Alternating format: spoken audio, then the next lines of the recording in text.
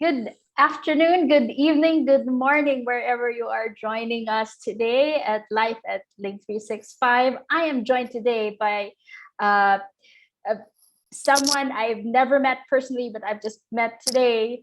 And I feel like she has a lot of um, points to share with us about her experience.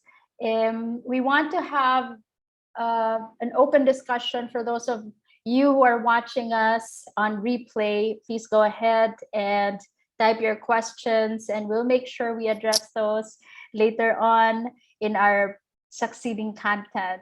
So let me introduce you to Aga Wisla, okay, who's joining us from Poland. Hi, Aga. Hello, nice to meet you. Nice to meet you, and thank you for joining us today. And so, just to get the ball rolling here, I'm curious to know, maybe you can share with our audience and listeners your background. What led you to this uh, space? What do you do, and what got you here? I mean, yeah. Currently I'm a Scrum Master, Mm-hmm. and I started in IT something like in 14 years ago as a business analyst. In fact, I was just trying out and looking for the place where to fit on the work market and looking for different opportunities. I tried out sales, I tried out marketing, but the IT was something that really caught my eye. At the time, I was very analytical.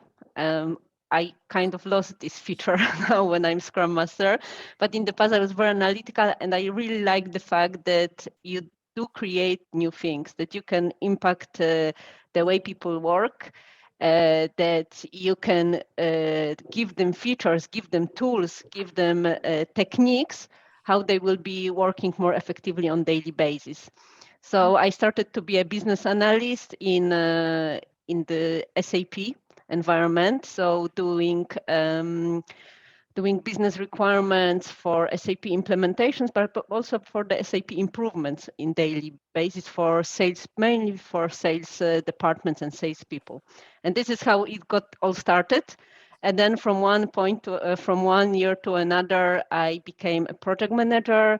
I started to run teams, to run projects, to deliver the value more on global level, run the whole teams who were delivering the project. And this way, Mm. I turned from being a project manager rather to be a scrum master and team leader. And that's how Mm-hmm. I am now. Yeah. So you're currently a team leader, and you're managing a team of how many people?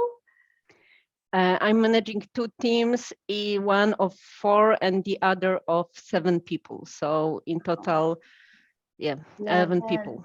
Like 11 Yeah. personalities and 11 different, unique approaches to how they work and get things Yeah. done. Yeah, Yeah. definitely.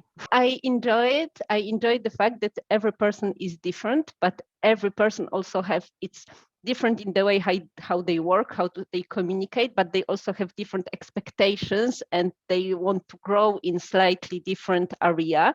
And if you make the team click, then you have a person who wants to do this, and you give them the task, and they pick up the task which are related to what they want to do.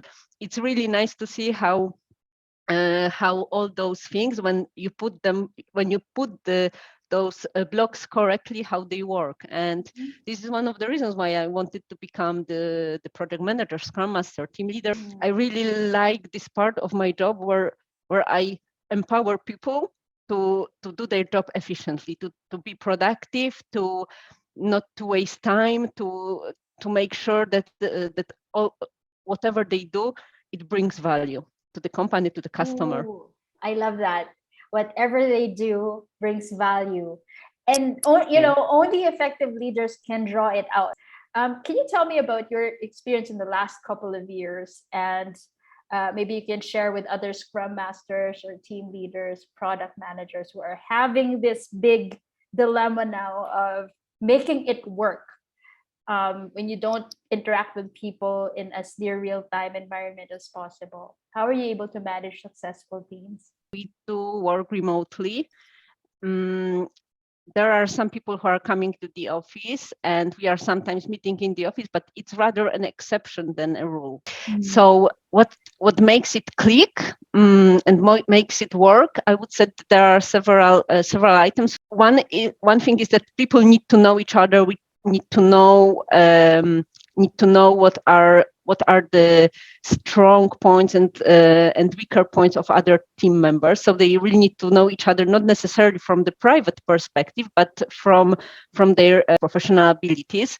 But what is very important is that team needs to feel that they are a team. And in virtual environment, it's harder to create a bond. So one of the things we did is that we do have an office day. So there is one day in the week where we try, if we can, to be in the office. It's rarely that the whole team is in the office that day. It's Tuesdays. These are Tuesdays.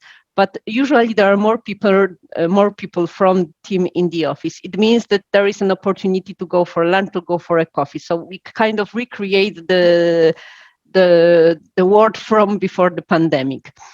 The other thing is that we do virtual coffee. When we can talk about, it's about what we did in the weekend, how are our kids, just to discuss not about work, but somehow to recreate this world from before the pandemic. What is also working very well is that we are having a kind of retro meetings where we are discussing how the things are working. There is a sort of open feedback, and we really cultivate it. We are not assessing, we are looking for ways to improve. We are asking for help, and we are saying if we want to help. We try to teach people that it's okay to ask for help, that it's okay that you do not know something, and it creates the culture of trust. It helps a lot. So when people can talk openly about their doubts, about their problems, about their challenges, and how do we address it as a team? And let's find a solution as a team to solve the issue.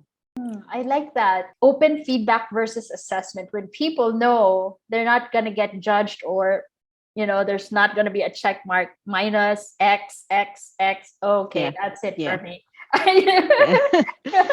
So, okay. So I have this interesting question, and I ask this of our guests every time. If you weren't a scrum master, a product owner, or a team leader, what would you be doing right now?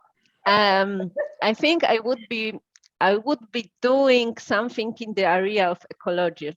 This is kind of my personal interest.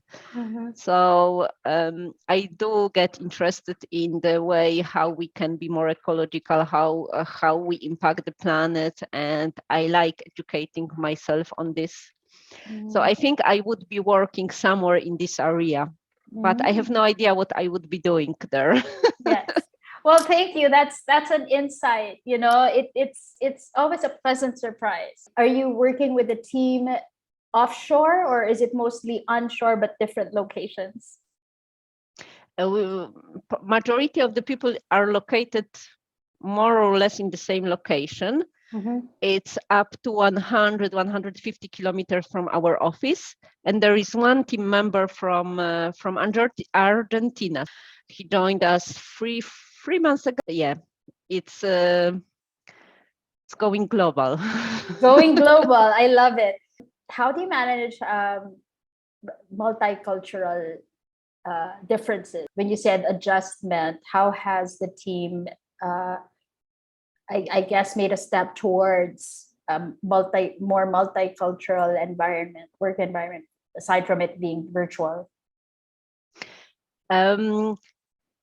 It's a new experience, I would say. So there are some challenges, but there are some, let's say, it's also very rewarding in some areas. So first of all, the fact that we can talk on daily basis, we switched from Polish to English. It's an opportunity for some people to train English on regular basis. The team will be doing the multicultural training. How we are different, the environment in which we grew impacts the way we think, the way we process, the way we communicate with people. So this is important. The biggest challenge is the time difference. So we need to adjust as a whole team to make sure that we have a common slots where we work together, when we can do meetings. Oh, that's excellent. Flexibility is key in today's environment.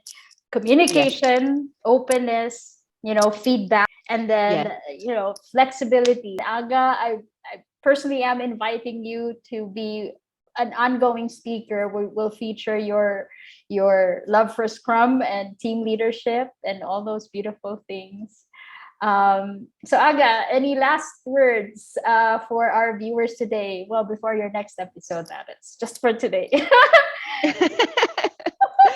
Well, it was pleasure to be part of this project. Yes. I hope you have found something interesting, something new, some valuable content that you can refer to, that you can use in your daily work, and hopefully talk to you or hear from you soon.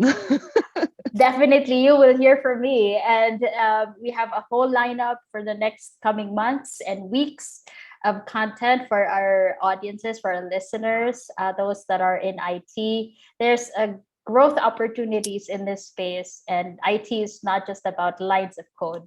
It's about people and processes. And overall, the way we work right now is technology.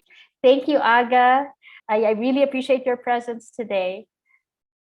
Thank you. Thank you. It was a pleasure. It was a huge pleasure. Thank you for inviting me. Thank you. Thank you. Thank you, everybody, for joining us in today's episode. See you again next time. Get linked at Link365. Bye. Bye.